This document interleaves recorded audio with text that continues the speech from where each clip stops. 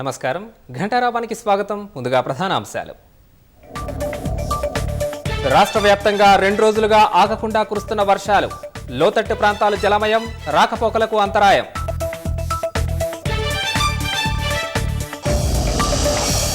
హైదరాబాద్లో మోస్తరు వర్షాలకు అవకాశం, 9 జిల్లాలకు వాతావరణ శాఖ రెడ్ అలర్ట్ జారీ.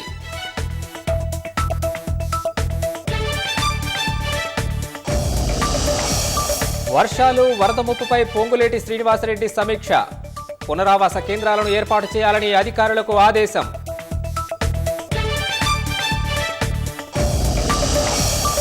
ఉమ్మడి మహబూబ్ నగర్ జిల్లా వ్యాప్తంగా వర్ష బీభత్సం, జలదిగ్బంధంలో పలు కాలనీలు, నిలిచిన విద్యుత్.